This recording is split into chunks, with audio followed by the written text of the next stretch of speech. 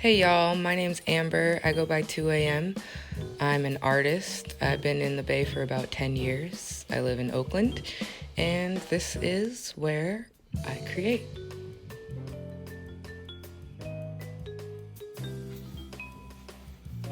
Yo, what's up? In this little amount of time, I'm like thinking maybe I should show you where all the magic happens. So this is where the magic happens. This is my studio. If you want to take a little look, see? So I painted this whole place purple myself because that's my favorite color. That's how I like to create. Believe it or not, this used to be my room. And now it's my studio. Let's have a closer look. Shout out to Lilith, gotta have you in the house. So this is my desk with the golden throne. Right now it's got some homemade wipes. Anyway, so this is my throne. You know, I like to sit on it when I'm like in front of my bigger pieces. This piece right here, I'm actually doing some canvas prep for this wall and this wall. So I usually do a once a month all black figure drawing session. My friend James puts it on. Shout out to James. That's a sketch from one of my last sessions along with this one. So I'm working through these sketches to put them on these surfaces. I think most people don't know. Sometimes artists make work for themselves. So sometimes like I have some pieces that have like been showed in small spaces, but I have some pieces that are just mine and they're just for me. And some of them are a little fragile. This is an example of a piece I made just for me. It's basically like recycled coral flowers, eucalyptus leaves, cardboard, roses, and wood. Sometimes I just make these altar pieces so that I can bless my space and just remember that like the work that I'm creating is work that is coming from me through a variety of vessels and channels. Dun, dun, dun, dun. The closet. So the closet is a place where things get stored. Like I have some rolled canvases that are finished there.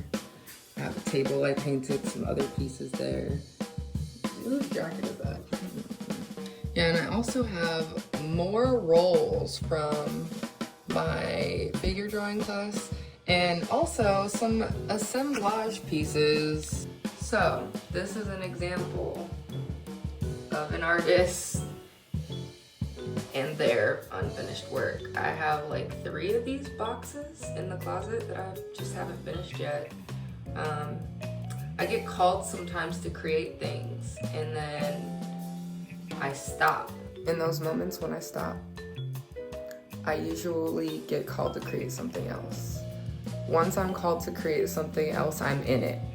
I'm in that thing. I am a part of that. I am married. I'm married to it. So usually I will leave pieces and then I'll come back to them and they'll take on this entirely new meaning, this completely new experience actually. I have a really good example actually. So this piece I am actually working on a stencil for.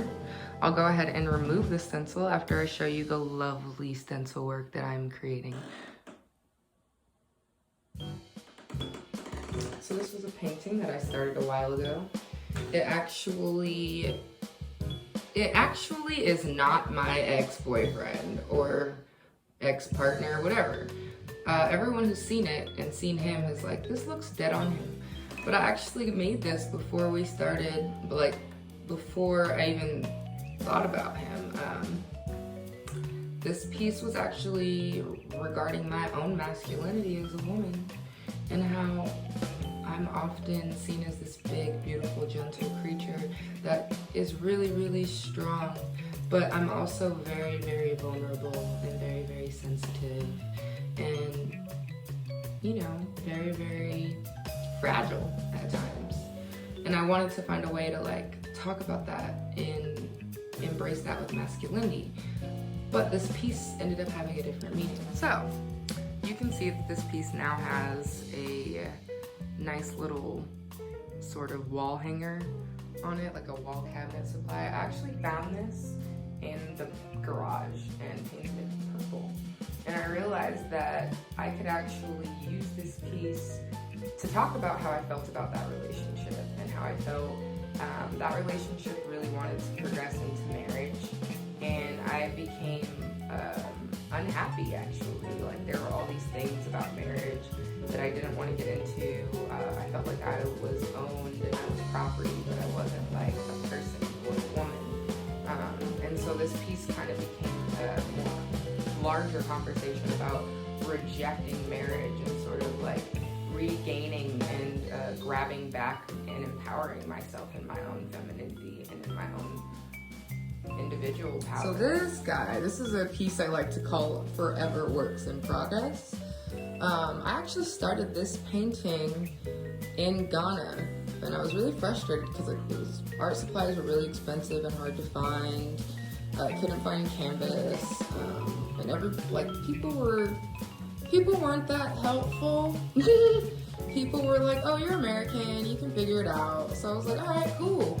So instead of painting on canvas, I ended up just buying fabric and painting on it. I had nowhere, like I couldn't tack it to the wall. So I literally just like how you see this ground here, I laid that stuff on the ground and painted it just like so. I rolled it up, put it in my bag, brought it home with me, and that's how it wound back up in my studio. I want to finish her, but for some reason, I've just never really been called to. She's quite beautiful though, I love her, but she lives here now. So this piece right here is a piece I've been working on for the last little bit.